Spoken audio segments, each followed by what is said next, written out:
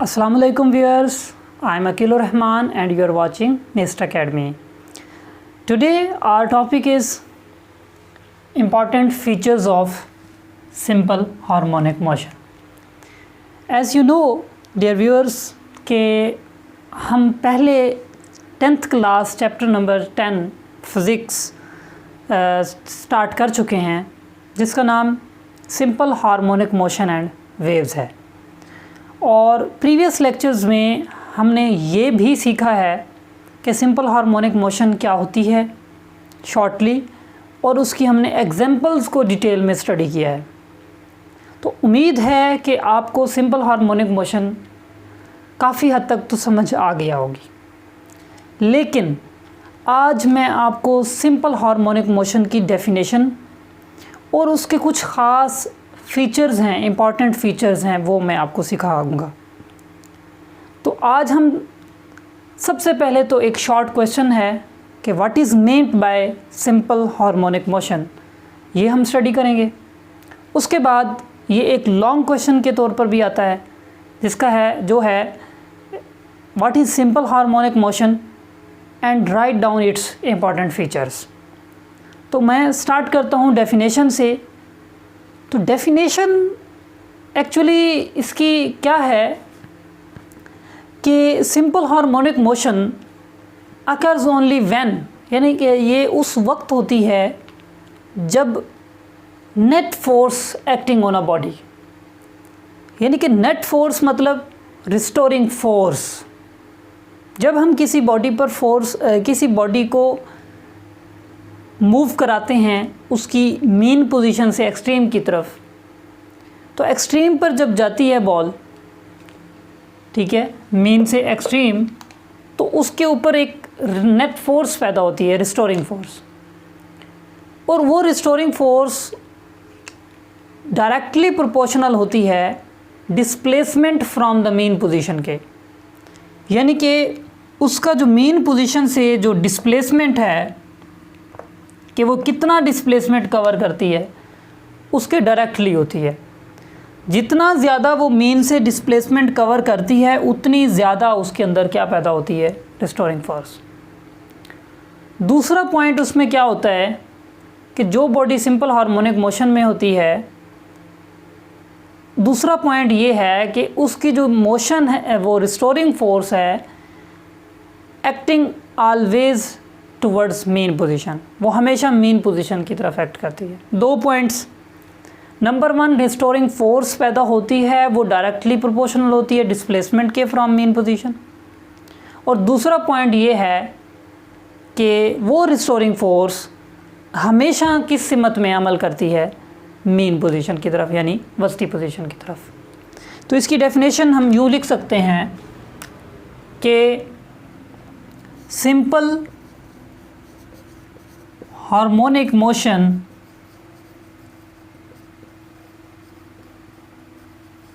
occurs when जब net force means restoring force is directly, जब वो डायरेक्टली प्रोपोर्शनल होती है, प्रोपोर्शनल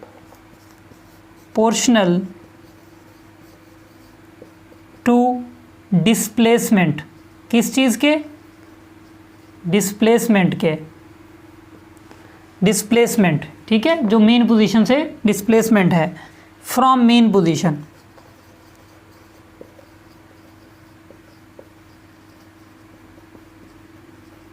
ठीक है, यानी उस एक्स के जो मीन पोजीशन ओ से एक्स जितना कवर हो रहा है ए तक, उसके वो जितना ज़्यादा होगा फोर्स ज़्यादा होगी, जितना कम होगा फोर्स कम होगी। एक पॉइंट। एंड दूसरा पॉइंट क्या है, इज़ ऑलवेज डायरेक्टेड, उसकी डायरेक्शन कहाँ होती है, यानी उस फोर्स की जो पैदा हो रही है जो डिस्प्लेसमेंट के डायरेक्टली है फ्रॉम मीन पोजीशन, तो उस फोर्स की डायरेक्शन कहाँ है, मतलब वो किस सिमत में अमल करती है, डायरेक्टेड टुवर्ड्स मीन, उसकी सिमत हमेशा जो है वो मीन पोजीशन की तरफ होती है।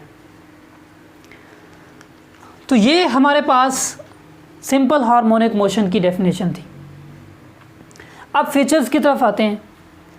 तो फीचर्स में पहला फीचर जो है, या हम इसे पहली शर्त भी कह सकते हैं, वो ये है कि सिंपल हार्मोनिक मोशन करने वाली बॉडी लाजमी है कि वाइब्रेटरी मोशन रखती हो, यानी उसकी मोशन जो है वो वाइब्रेटरी मोशन हो, मस्ट है ये, तब वो सिंपल हार्मोनिक मोशन में होगी, अदरवाइज नहीं। जैसा कि यहाँ पे मैंने आपको दिखाया हुआ है कि body always vibrate about it's main position, यानी जो बॉडी वाइब्रेट करती है मेन पोजीशन के, तभी उसकी मोशन को हम सिंपल हार्मोनिक मोशन कह सकते हैं, अदरवाइज नहीं। तो यहाँ पे भी वही बात सामने आई कि अ बॉडी एग्जीक्यूटिंग SHM, यानी कि वो बॉडी जो सिंपल हार्मोनिक मोशन रख रही है, सिंपल हार्मोनिक मोशन में है, मस्ट यानी कि लाजमी वाइब्रेट करेगी, वाइब्रेट्स अबाउट, ठीक है, वाइब्रेट करेगी अबाउट इट्स मीन पोजीशन,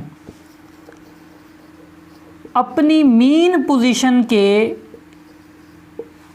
इर्द गिर्द वाइब्रेट करेगी। यानी ये मीन पोजीशन है, ये इसकी ए पोजीशन है, सपोज किया, ये इसे बी पोजीशन है। तो ये मैंने यहाँ पे निशान भी बनाया है कि ये बी, पहले ये सपोज किया अगर यहीं ए से गई है, अगर मैं इसको ए कहता हूँ, ए, यानी ये पोजीशन ए से बोब गई है, ओ से गुज़रती हुई बी तक, फिर बी से वापस आ गई है ए तक, वाइब्रेट कर रही है ना, मतलब इसी से ओ से ए से ओ तक, ओ से पास होती हुई बी गई, फिर बी से वापसी ए आ गई। तो ये अपनी ओ पोजीशन के क्या कर रही है, वाइब्रेट कर रही है। तो ये पहला फीचर और पहली शर्त है कि अगर किसी बॉडी की मोशन सिंपल हार्मोनिक मोशन है तो उसकी वाइब्रेटरी मोशन होना लाजमी है। दूसरी बात कि जो इसकी मोशन के दौरान, यानी सिंपल हार्मोनिक मोशन में जो एक्सेलरेशन है वो हमेशा डायरेक्टली प्रोपोर्शनल होगा डिस्प्लेसमेंट के। Similarly restoring force is directly proportional to displacement. जैसे रिस्टोरिंग फोर्स हमेशा उसके डिस्प्लेसमेंट के डायरेक्टली प्रोपोर्शनल होती है, वैसे ही एक्सेलरेशन भी डिस्प्लेसमेंट के डायरेक्टली प्रोपोर्शनल होगा। दूसरा point,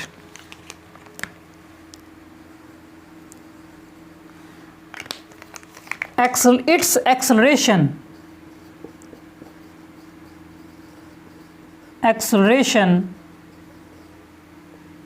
is always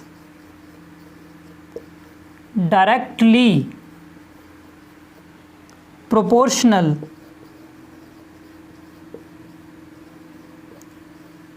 to displacement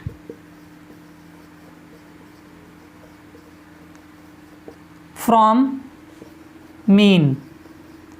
जाहिर है डिस्प्लेसमेंट जो है वो मीन पोजीशन से ही होता है, फ्रॉम मीन पोजीशन। यानी जो एक्सेलरेशन इसके अंदर पैदा हो रहा है बॉडी की मोशन में, तो वो एक्सेलरेशन जो है वो डिस्प्लेसमेंट के, यानी इस एक्स के, जो ये मीन से एक्स कवर हो रहा है, ये वाला एक्स, इस x के हमेशा क्या है, ये a डायरेक्टली है, यानी जितना x होगा उतना a होगा। अब इस तरह अगर हम देखें कि एक्सेलरेशन डिस्प्लेसमेंट के डायरेक्टली है, तो इस तरीके से एक्सेलरेशन मीन पोजीशन पर ज़ीरो होगा क्योंकि डिस्प्लेसमेंट ज़ीरो है मीन पर, और एक्सट्रीम पर डिस्प्लेसमेंट मैक्सिमम होता है तो एक्सेलरेशन मैक्सिमम होगा। पहली बात तो ये है कि वो डिस्प्लेसमेंट के एक्सेलरेशन क्या है, डायरेक्टली है, ये मैंने लिखा हुआ है, acceleration is directly proportional to displacement. Acceleration हमेशा डिस्प्लेसमेंट के क्या होगा, डायरेक्टली प्रोपोर्शनल होगा। अब माइनस का जो साइन है वो क्या शो कर रहा है, ये वाला माइनस का साइन शो कर रहा है उनकी ऑपोजिट डायरेक्शन को, कि डिस्प्लेसमेंट और एक्सेलरेशन एक दूसरे के ऑपोजिट होंगे। जैसा कि यहाँ नज़र आ रहा है आपको कि डिस्प्लेसमेंट जो है वो एरो इस तरफ है और एक्सेलरेशन मीन की तरफ है। यहाँ पे भी डिस्प्लेसमेंट अगर इस तरफ हो रहा है तो एक्सेलरेशन मीन की तरफ, इधर से भी एक्सेलरेशन मीन की तरफ है, इधर से भी एक्सेलरेशन मीन की तरफ है। तो यहाँ हम कह सकते हैं कि वही acceleration is always directed towards mean position, कि एक्सेलरेशन हमेशा किस तरफ होगा, मीन पोजीशन की तरफ। ये हम तीसरा पॉइंट फीचर बना सकते हैं। तीसरा फीचर ये है, acceleration is always directed towards mean position, कि एक्सेलरेशन हमेशा किस सिमत में होगा, मीन पोजीशन में। अब यहाँ पे मैंने जो बात की थी ना, acceleration is always directly proportional to displacement, वो एक्सेलरेशन की मैग्नीट्यूड होगी, क्योंकि डायरेक्शन तो ज़ाहिर है ऑपोजिट है। मैग्नीट्यूड जो है उसकी मिकदार जो है वो डिस्प्लेसमेंट के बराबर होगी। डिस्प्लेसमेंट जितना होगा ना उतना ही, यानी कि अगर डिस्प्लेसमेंट 5 मीटर है, 5 सेंटीमीटर है, तो उसी तरीके से एक्सेलरेशन भी उसके अंदर 5 मीटर पर सेकंड स्क्वायर होगा। तो उसकी मैग्नीट्यूड जो है ना वो बराबर होगी दोनों की। अब ये समझने से हमें ये भी पता चला कि जो एक्सेलरेशन है वो कहाँ पर ज़ीरो है और कहाँ पर मैक्सिमम है। अब यहाँ पे हम अगर एक्सेलरेशन को देखें कि मीन पोजीशन पर एक्सेलरेशन ज़ीरो है। क्यों ज़ीरो है मीन पर? क्योंकि एक्स ज़ीरो है, डिस्प्लेसमेंट ज़ीरो है, एक्स डिस्प्लेसमेंट। और अभी हमने पढ़ा कि acceleration is always directly to mean displacement. जब डिस्प्लेसमेंट ज़ीरो है तो एक्सेलरेशन ऑटोमेटिक ज़ीरो होगा यहाँ पर मीन पर। लेकिन अगर हम बात करते हैं एक्सट्रीम की, तो एक्सट्रीम पे एक्सेलरेशन मैक्सिमम हो गया है, डिस्प्लेसमेंट भी मैक्सिमम हो गया है। तो जब डिस्प्लेसमेंट मैक्सिमम है तो एक्सेलरेशन भी मैक्सिमम होगा। यहाँ पे एक्सेलरेशन ए क्या है? मैक्सिमम। क्यों मैक्सिमम है? क्योंकि डिस्प्लेसमेंट मैक्सिमम है। एक्स क्या है? वो मैक्सिमम है। ये दो बातें आपने याद रखनी है कि जहाँ एक्सेलरेशन मैक्सिमम है वहाँ पे डिस्प्लेसमेंट मैक्सिमम है, डिस्प्लेसमेंट मैक्सिमम है तो एक्सेलरेशन मैक्सिमम है। मीन पोजीशन पर एक्सेलरेशन ज़ीरो है, डिस्प्लेसमेंट भी ज़ीरो है। इसी तरह बी और ए सेम सिचुएशन होगी, उस पर भी एक्सेलरेशन वहाँ पे भी मैक्सिमम होगा और एक्स भी मैक्सिमम है, डिस्प्लेसमेंट भी ज़्यादा है। ये सिचुएशन समझ आ गई? तो इसका हम पॉइंट भी बना सकते हैं।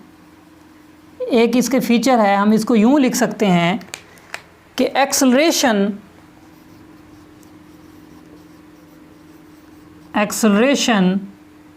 इज़ मैक्सिमम एट एक्सट्रीम्स, कि एक्सट्रीम्स पर मैक्सिमम है, ठीक है, एंड मिनिमम एट मीन, और मीन पर यानी कि जो दरमियानी जगह है वहाँ पर एक्सेलरेशन मिनिमम है यानी ज़ीरो है।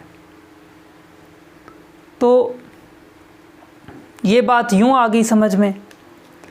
अब जब ये समझते हैं तो यहाँ पर हमारे पास एक और पॉइंट भी आता है कि जहाँ एक्सेलरेशन मैक्सिमम है वहाँ वेलोसिटी ज़ीरो है। यानी कि हम कह सकते हैं कि इस जगह पे वेलोसिटी क्या होगी, वो ज़ीरो होगी, एक्सेलरेशन मैक्सिमम है। यहाँ वेलोसिटी क्या होगी, मैक्सिमम होगी, एक्सेलरेशन ज़ीरो है। यहाँ एक्सेलरेशन मैक्सिमम है, वेलोसिटी ज़ीरो होगी। यानी जहाँ वेलोसिटी ज़ीरो है वहाँ एक्सेलरेशन मैक्सिमम है, जहाँ वेलोसिटी मैक्सिमम है वहाँ एक्सेलरेशन ज़ीरो है।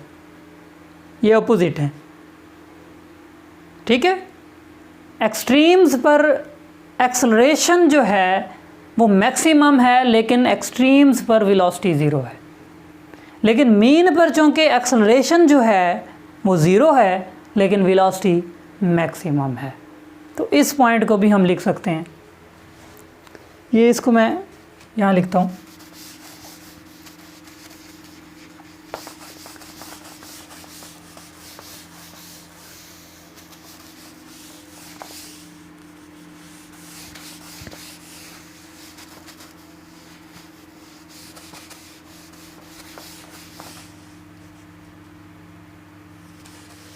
ठीक हो गया जी।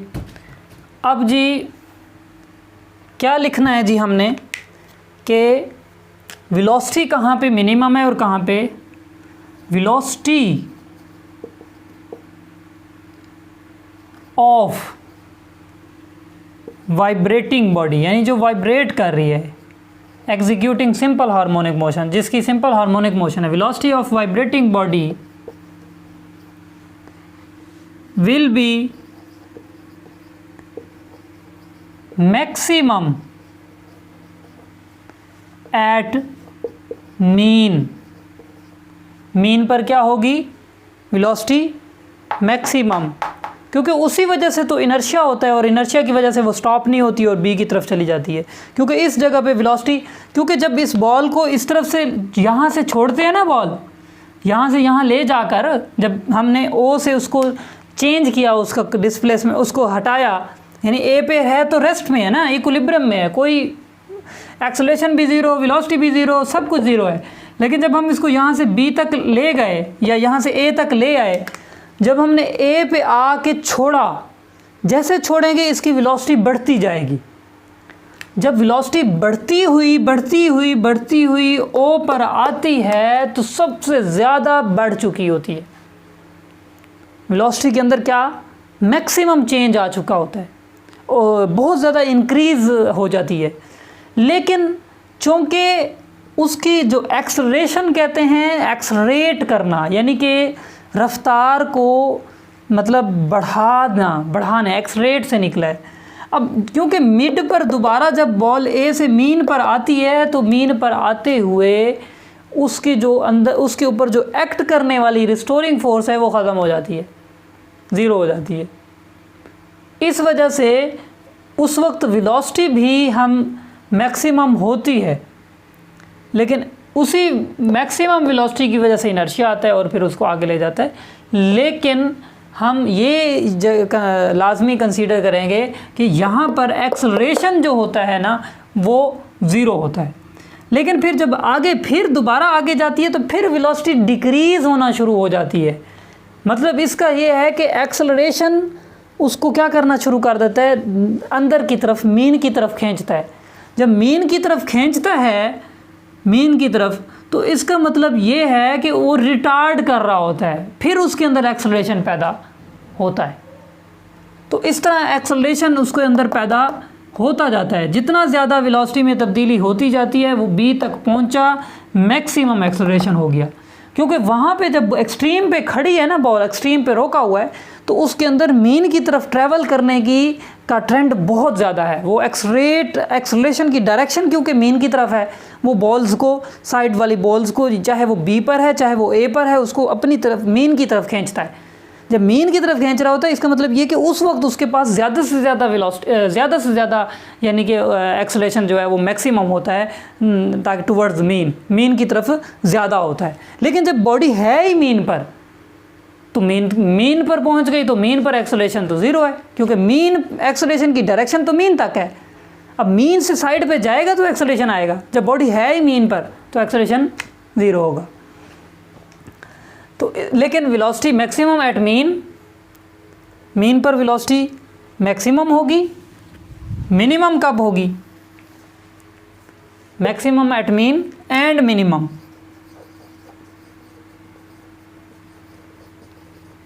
एट एक्सट्रीम्स, और एक्सट्रीम्स पर क्या होगी? Minimum.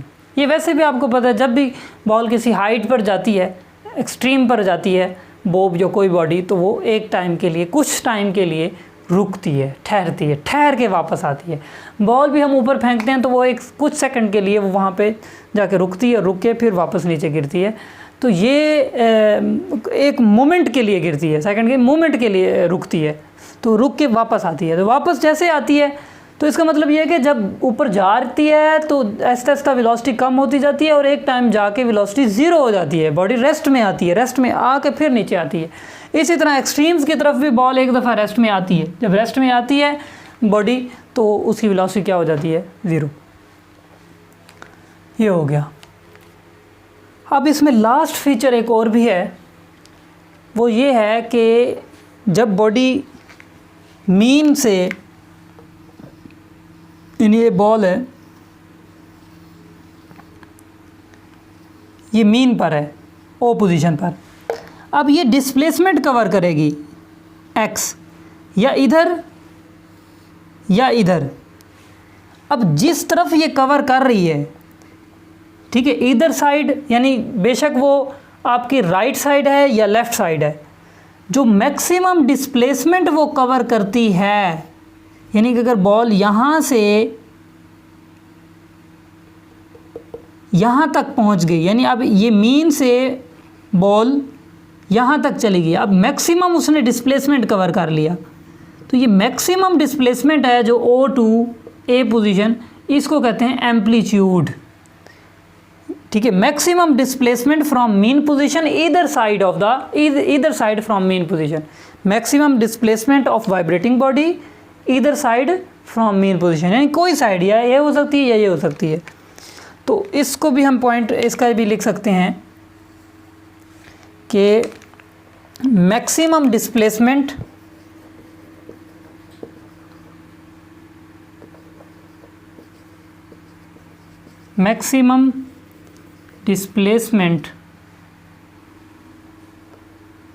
either side from mean, यानी मीन की कोई भी साइड हो सकती है, या राइट हो सकती है या लेफ्ट हो सकती है। Mean position is called amplitude, उसे कहते हैं एम्पलीट्यूड, यानी जितना ज़्यादा वो डिस्प्लेसमेंट करेगी, बेशक राइट या लेफ़्ट, उतना ज़्यादा उसमें एम्पलीट्यूड होगा। तो उम्मीद है आपको आज सिंपल हार्मोनिक मोशन की भी समझ आ गई होगी और उसके फीचर्स की भी समझ आ गई होगी। तो ये सारे फीचर्स की बिना पर हम कहते हैं कि किसी भी बॉडी की जो मोशन है वो सिंपल हार्मोनिक मोशन है, क्योंकि अगर ये फीचर्स उसमें नहीं होते तो हम उसको सिंपल हार्मोनिक मोशन में कंसीडर नहीं कर सकते उस बॉडी को। तो इंशाल्लाह नेक्स्ट लेक्चर्स के लिए हमारा यूट्यूब चैनल सब्सक्राइब कर लें, ताकि आने वाली नई जो वीडियोज़ हैं नए कॉन्सेप्ट्स के साथ वो आप तक, उसकी इन्फॉर्मेशन आप तक पहुंच सके। तब तक के लिए अल्लाह हाफ़िज़।